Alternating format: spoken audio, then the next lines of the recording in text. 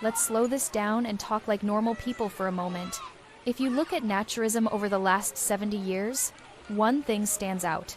It survived, but it didn't really move forward. Clubs existed, beaches existed, people practiced quietly. But structurally, legally, politically, institutionally, naturism stayed frozen in time. By 2024, that was becoming a real problem. There was no modern law written for naturism. No clear standards, councils, or insurers could rely on. No way to measure stigma, just arguments about whether it existed.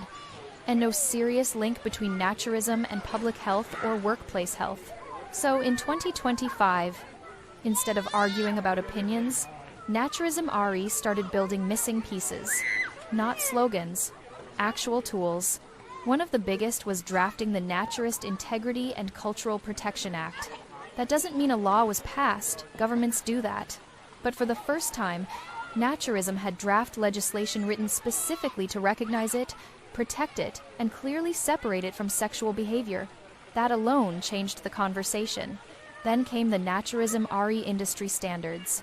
Because rights without standards don't survive long. Together, those two things finally gave naturism something it never had before: a legal backbone and a practical rulebook. Another major shift was safe health zones.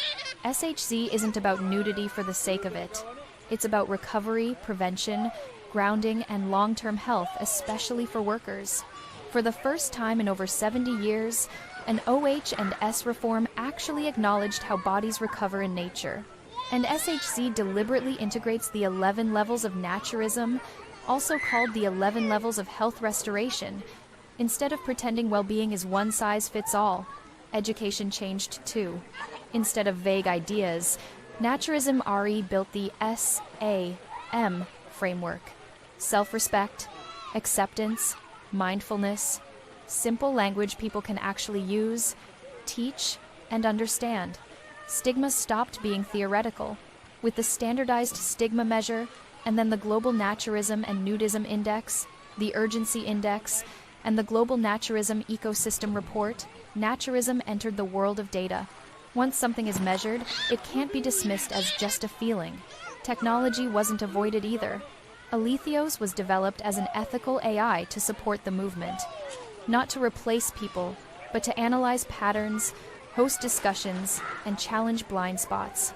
That includes this assembly 8 AIs discussing real human and naturist challenges, not marketing talking points. Governance was tackled head-on. With the Democry framework, Naturists finally have a way to create and grow political parties where that makes sense, instead of staying permanently outside the system. There was also an optional spiritual side developed, Naturis Sancta, not a belief system people must follow, but a way for those who wanted to frame nature as the ultimate observable force, without dogma.